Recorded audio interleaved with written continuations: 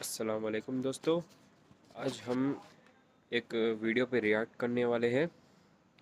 तो इससे पहले इस वीडियो के बारे में देख जरा बोलेंगे क्या होगा। तो वो वीडियो में हिंदू स्क्रिप्चर्स में हमारे नबी के बारे में ज़िक्र है, वो वीडियो में दिखाते हैं। तो हमारे नबी और काबा, हमारे नबी के फैमिली के बारे में, उसके बारे में सब हिंदू स्क्रिप्चर्स में क्या बोले, भगवान के बारे में, गॉड के बारे में वो क्या बोले वो सब भी दिखाते हैं। तो चलो शुरू करेंगे वीडियो।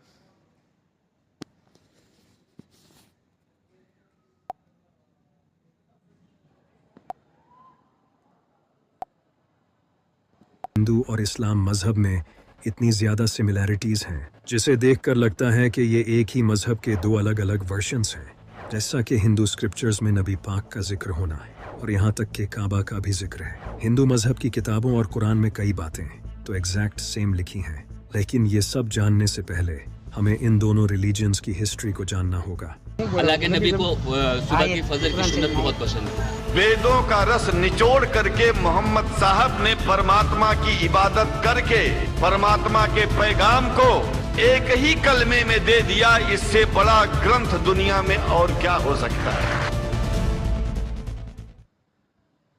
साल 610 बीसी जब नबी पाक सल्लल्लाहु अलैहि वसल्लम को नबूवत मिली और अल्लाह ने नबी पाक सल्लल्लाहु अलैहि वसल्लम के ज़रिए अपना पैगाम लोगों तक पहुंचाया, इस तरह इस्लाम मज़हब शुरू हुआ। लेकिन अगर हिंदू मज़हब की हिस्ट्री को देखा जाए तो इसका स्टार्टिंग पॉइंट किसी को नहीं पता कि ये मज़हब कब बना और किसने बनाया। बहुत से स्कॉलर्स का मानना है कि हिंदू मज़हब 5000 साल पुराना है, क्योंकि इंडस वैली सिविलाइजेशन में इस रिलीजन से जुड़े कुछ एविडेंस मिले हैं। इंडस वैली आज के टाइम में पाकिस्तान के पंजाब प्रोविंस में मौजूद है। हिंदू अपने मज़हब को सनातन धर्म बोलते हैं, यानी कि ऐसा धर्म जो हमेशा से था, लेकिन सही तौर पर हिंदू मज़हब को इसके वैदिक पीरियड के बाद ही रिकॉग्नाइज किया जाता है, जब 1500 से 2000 बीसी में हिंदू मज़हब के वेदों को लिखा गया था। जिस तरह इस्लाम में हमारे पास कुरान है, इसी तरह हिंदू मज़हब में वेद होते हैं। इसके अलावा हिंदू लफ्ज़ के पीछे भी बड़ी इंटरेस्टिंग स्टोरी है। ये जो हिंदू लफ्ज़ है, इसका आज के हिंदू मज़हब से पहले कोई ताल्लुक नहीं था। हिंदू लफ्ज़ सिंधु नदी के पास रहने वाले लोगों को कहा जाता था। सिंधु नदी इंडिया और पाकिस्तान में बहती है और हिंदू लफ्ज़ भी इस रिवर के पास रहने वाले लोगों को कहा जाता था। इसका आज के हिंदू मज़हब से पहले कोई ताल्लुक नहीं था, लेकिन फिर कई फेमस हिंदू पोर्ट्स ने इस लफ्ज़ को मज़हब से जोड़ा और इसी तरह से हिंदू लफ्ज़ को आज के हिंदू मज़हब से जोड़ दिया गया। इसी तरह इस्लाम लफ्ज़ एक अरबिक वर्ड है जिसका मतलब है खुद को अल्लाह के हवाले करके सुकून पा लेना। हिंदू मज़हब इस्लाम की तरह ऑर्गेनाइज मज़हब नहीं है। जिस तरह पूरा इस्लाम कुरान और हदीस पर टिका है, इस तरह हिंदू मज़हब बिल्कुल नहीं है। हिंदू मज़हब के बिलीफ्स ट्रेडिशनल, रीजनल और कास्ट बेसिस पर डिफरेंट होते हैं। वेद, भगवद गीता, उपनिषद, पुराण ये हिंदू मज़हब की ऑथेंटिक किताबें हैं जिससे हिंदू मज़हब को समझा जाता है। लेकिन वेदों को हिंदू मज़हब में सबसे ऑथेंटिक सोर्स माना जाता है, जिस तरह हमारे इस्लाम में कुरान और हदीस की किताबें हैं। हिंदू मज़हब के वेद, उपनिषद और पुराण आज से हज़ारों साल पहले कई इंटेलिजेंट लोगों ने लिखे थे। उस वक्त लोग एक साथ बैठकर एक दूसरे के साथ नॉलेज शेयर करते थे और इसी नॉलेज को इन किताबों में लिखा गया है। इन टेक्स्ट्स के अलावा भी हिंदू मज़हब में महाभारत और रामायण जैसी कहानियाँ हैं। इस्लाम की तरह हिंदू मज़हब में भी फ़िरके बने हुए हैं। नबियों का कॉन्सेप्ट भी इस्लाम और हिंदू मज़हब दोनों में है।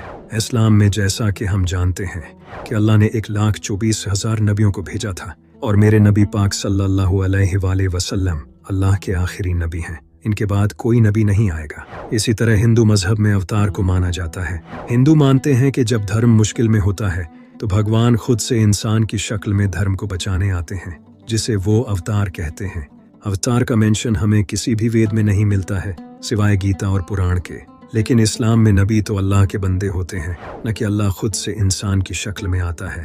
लेकिन कई स्कॉलर्स का मानना है कि ये अवतार लफ्ज़ इन दो लफ्ज़ों से मिलकर बना है, जिसका मतलब होता है नीचे भेजा गया। तो स्कॉलर्स का मानना है कि अवतार इन लोगों को कहा जाता है जिनका खुदा से खास ताल्लुक होता है। ऐसे लोगों का जिक्र हमें चारों वेदों में भी मिलता है और वेदों को तो हिंदू मजहब की सबसे ऑथेंटिक किताब माना जाता है। तो हो सकता है कि अवतार असलियत में नबी ही हों। लेकिन अगर मैं आपको कहूं कि नबी पाक सल्लल्लाहु अलैहि वसल्लम का जिक्र हिंदू किताबों में है, तो आप इस बात पर बिल्कुल यकीन नहीं करोगे। भविष्य पुराण में ये लिखा है कि एक मोहम्मद नाम का उस्ताद अपने साथियों के साथ अरब में आएगा। यहाँ साफ तौर पर नबी पाक सल्लल्लाहु अलैहि वसल्लम का नाम मोहम्मद लिया गया है और ये भी लिखा है कि वो अरब में आएगा और यहाँ नबी पाक के साथी यानी सहाबा कराम का भी जिक्र है और यहाँ ये भी लिखा है कि वो पूरी इंसानियत में सबसे बेहतर होगा। इसी तरह अथर्व वेद में भी लिखा है कि वो नरशंसा होगा, वो कोरामा होगा जो कि 60,000 दुश्मनों में भी महफूज रहेगा। यहाँ बताया गया है कि वो नरशंसा होगा। नरशंसा का मतलब होता है तारीफ करने वाला और कोरामा का मतलब होता है पीस फैलाने वाला। और आप ये तो अच्छे से जानते हैं कि अल्लाह ने नबी पाक को पूरी दुनिया के लिए रहमत बनाकर भेजा था, लेकिन कोरामा का एक और मतलब होता है इमिग्रेंट्स। और नबी पाक भी मक्का छोड़कर मदीना चले गए थे क्योंकि उस वक्त मक्का के लोग आपके दुश्मन बन चुके थे। इसके अलावा अथर्ववेद में भी लिखा है कि वो ऊंट पर सवारी करेगा जिसका रथ आसमान को छुएगा। आपको ये भी अच्छे से पता होगा कि नबी पाक सल्लल्लाहु अलैहि वसल्लम ने अपनी जिंदगी में कितनी बार ऊंट पर सफर किया है। इसके अलावा अथर्ववेद में भी लिखा है जब वो लोग जंग के मैदान में तारीफें सुनेंगे तो उनकी हिम्मत बढ़ जाएगी और वो 10,000 दुश्मनों से लड़े बगैर जीत जाएंगे और कारू के खिलाफ लड़ेंगे। यहाँ लिखा है कि जब वो जंग के मैदान में तारीफें सुनेंगे तो उनकी हिम्मत बढ़ जाएगी। यही अल्लाह कुरान में फरमाता है। और जब मोमिनों ने काफिरों के लश्कर को देखा तो कहने लगे ये वही है जिसका खुदा और उसके पैगंबर ने हमसे वादा किया था और खुदा और उसके पैगंबर ने सच कहा था और इससे उनका ईमान और इताअत और ज्यादा हो गई। और हिस्ट्री में जब मूता की जंग हुई उस वक्त 3,000 मुसलमान 10,000 काफिरों के मुकाबले में थे। और यहाँ ये भी लिखा है कि वो कारों के खिलाफ लड़ेंगे। कारों का मतलब होता है तारीफ करने वाला। अगर हम इसे अरबी में ट्रांसलेट करें तो ये बनता है अहमद, जो कि नबी पाक सल्लल्लाहु अलैहि वसल्लम का ही एक नाम है। इसके अलावा भी मंत्र नंबर 7 में लिखा है भगवान की मदद से अभांडू बेस्ट चीफ्स और 60,099 दुश्मनों को हराएगा। और यहाँ जिस इंसान का नाम अभांडू लिया गया है इसका मतलब होता है यतीम, जो कि हम जानते हैं कि नबी पाक सल्लल्लाहु अलैहि वसल्लम बचपन से यतीम थे। सामवेद में ये लिखा है कि इस ऋषि को इसकी माँ दूध नहीं पिलाएगी। नबी पाक ने भी अपनी माँ का दूध नहीं पिया क्योंकि आपको आपकी दाई हलीमा सादिया ने दूध पिलाया था। जिस तरह इस्लाम में हम इमाम मेहदी का इंतज़ार करते हैं और हमें पता है कि क़यामत से पहले इमाम मेहदी का ज़ुहूर होगा, इसी तरह हिंदू मजहब में लोग कल की अवतार को मानते हैं और इनका ये मानना है कि जब भी कलयुग होता है तो कल की अवतार अपीयर होता है, जो कि विष्णु का ही एक अवतार होता है। कल की अवतार का हिंदू आज इंतजार कर रहे हैं। इनका मानना है कि कल की अवतार बहुत जल्द इस दुनिया में अपीयर होगा। इसी पर हिंदू मजहब के बहुत बड़े स्कॉलर पंडित वेद प्रकाश ने एक किताब लिखी थी जिसमें उन्होंने बताया था कि हिंदू जिस कल की अवतार का इंतजार कर रहे हैं वो ऑलरेडी इस दुनिया में आ चुका है और वो कल की अवतार हमारे नबी हजरत मोहम्मद सल्लल्लाहु अलैहि वसल्लम थे। वेदों में लिखा है कि कल की अवतार भगवान का आखिरी मैसेंजर होगा।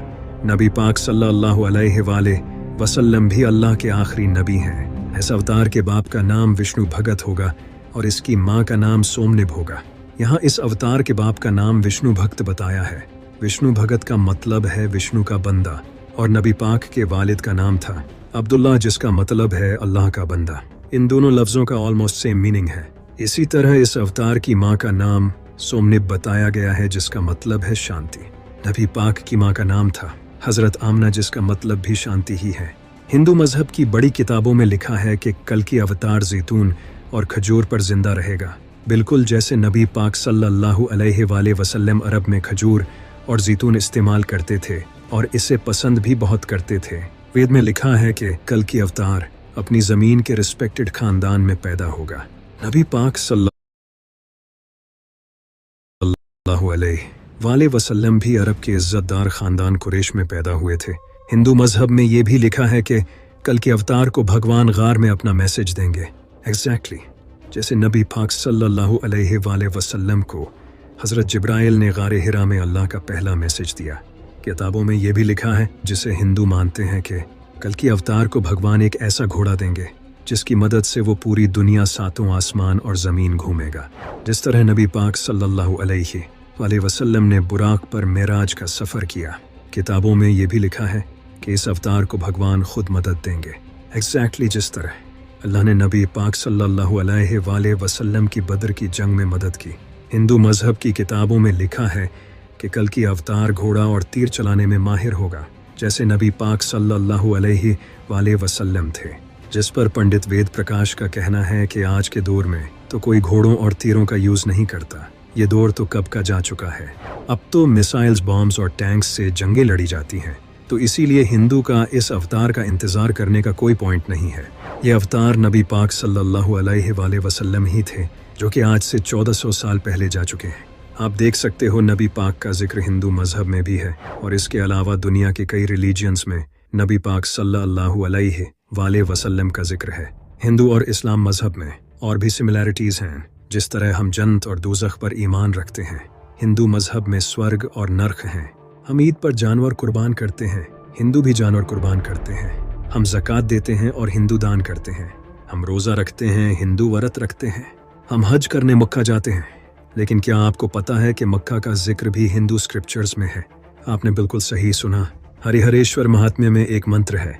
इस मंत्र में लिखा है कि मक्का में विष्णु के पाँव के फुटप्रिंट्स हैं। यहाँ विष्णु से मुराद खुदा है, क्योंकि विष्णु का मतलब होता है सबको संभालने वाला, जो कि अल्लाह के एक और नाम इल्मुकीतु का भी यही मतलब है।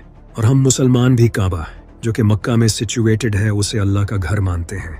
इसके अलावा ऋग्वेद में लास्पद नाम की जगह को लिखा गया है, जो कि नाभा पृथ्वी पर सिचुएटेड है। यहाँ गौर करने वाली बात यह है कि इस लास्पद वर्ड का मतलब अल्लाह की जगह है, क्योंकि ला का मतलब है अल्लाह और सपद का मतलब है जगह। और यहाँ बताया गया है कि ये जगह नाभा पृथ्वी पर है। नाभा पृथ्वी का मतलब है जमीन के दरमियान, यानी कि ये जगह अर्थ के सेंटर में मौजूद है। आप जानकर हैरान होंगे कि काबा भी अर्थ के सेंटर में है।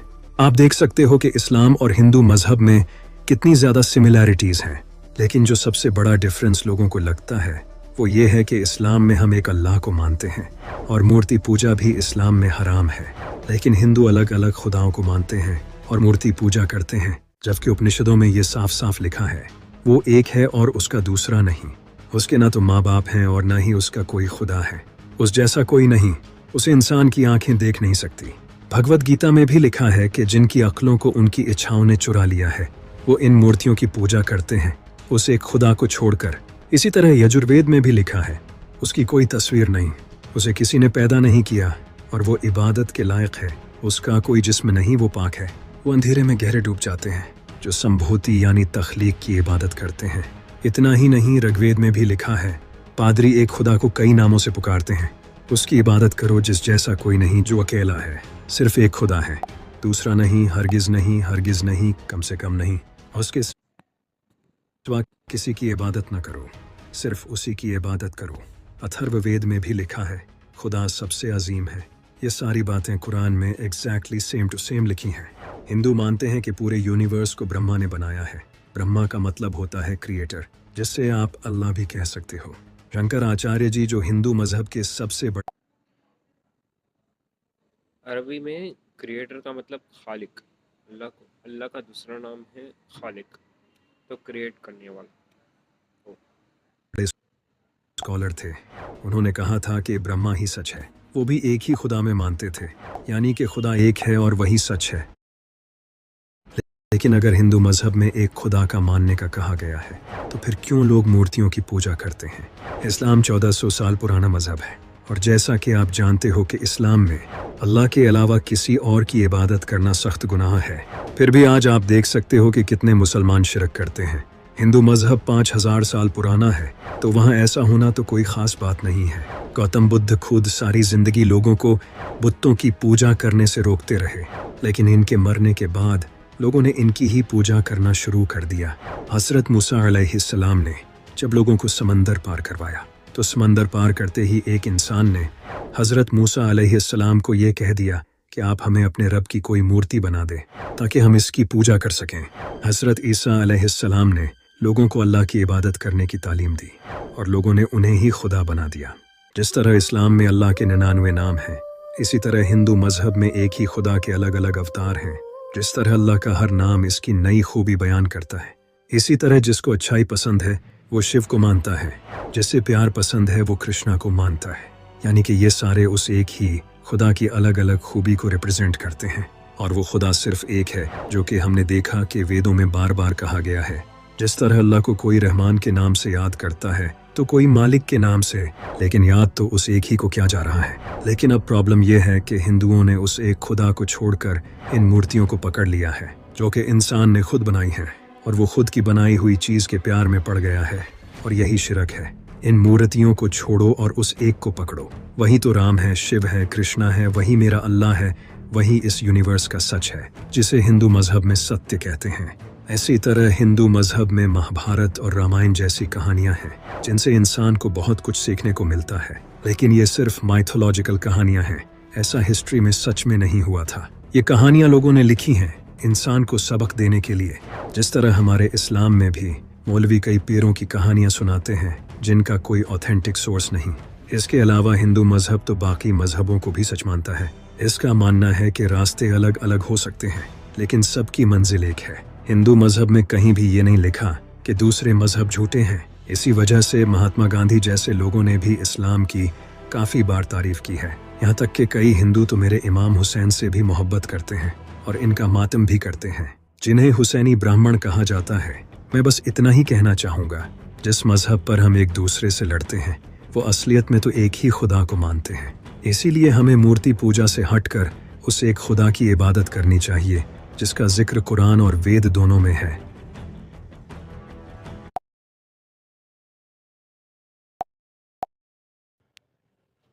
वाह, कितना सही इंफॉर्मेशन है ये।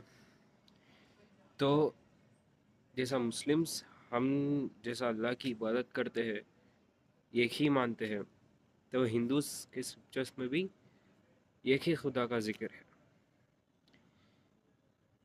तो हमारे हिंदू भाइयों को ये वीडियो एक बहुत बड़ा मैसेज है, बहुत बड़ा मैसेज, जो समझ के सीधा रास्ते पे चलेगा, खुदा उसे पसंद कर लेगा। बस भाई, ये मैसेज को समझना है बस। खुदा खुदा को कोई बना नहीं सकता। जैसा इंसान, एक हिंदू स्क्रिप्चर्स में लिखते नाथस्य प्रतिमा अस्ति इक्कम इविदत्यम। नाथस्य प्रतिमा अस्ति का मतलब खुदा की कोई तस्वीर नहीं है, नहीं कोई तस्वीर उस खुदा की। इक्कम इविदत्यम, एक ही खुदा है। तो क्यों क्यों इस मूर्तियां बनाते हैं, भगवान की मूर्तियां क्यों बनाते हैं? कहते बोले तो हम मूर्तियों को नहीं पूछते, मूर्तियों के पीछे गॉड को पूछते। लॉजिक नहीं बनता यार। वो उस गॉड को, जैसा हम कॉम्प्रोमाइज होते ना इंसान एक, तो वो गॉड कॉम्प्रोमाइज नहीं होता। गॉड को जैसा आप सोचते ना, हम मूर्ति को पूजा करते, वो पूजा डायरेक्ट गॉड को जाएगा, नहीं होगा, नहीं होगा। असल जैसे एक इंसान, एक एग्जाम्पल, जो एक इंसान है, मैं उसको नहीं देखा, वो मेरी मदद किया, तो मैं उसका एक छोटा सा एक पुतला बना के उसको थैंक यू बोल दूँ सुबह सुबह ही उठ को, तो उसको मालूम चला तो हंसेगा मेरे ऊपर। क्या इतना कम अकल इंसान है, मेरा एक स्टैचू बना के उसको थैंक यू बोलता। समझना भाई, हम अपने स्क्रिप्चर्स को तब फॉलो करते, हम तब अच्छे पढ़ते। हर एक इंसान, चाहे वो मुस्लिम हो, क्रिश्चियन हो, हिंदू हो, अपने स्क्रिप्चर्स को पहचानना है, डीप में जानना है, रिसर्च करना है। आजकल के पंडित तुमको ये सब नहीं बोलते, वो सिर्फ मूर्ति सामने रखो रहती, उसका पूजा करते और समथिंग प्रसाद आपको देते। कुछ ज्ञान के बात नहीं करते यार। वो प्यार मोहब्बत के बात करते, बेशक करते, लेकिन भगवान एक ही है, एक ही को पूजना है। हम इस मूर्ति से कुछ नहीं होता, जो बना है, हमने बनाया है, जो अपने हाथों से मूर्ति को बनाए हैं, तो मूर्ति कुछ नहीं कर सकता। God cannot be created by anybody. God is creator. He will create somebody. Okay. शायद आपको मैसेज समझ में आया होगा तो चैनल को सब्सक्राइब करो। अल्लाह हाफिज़।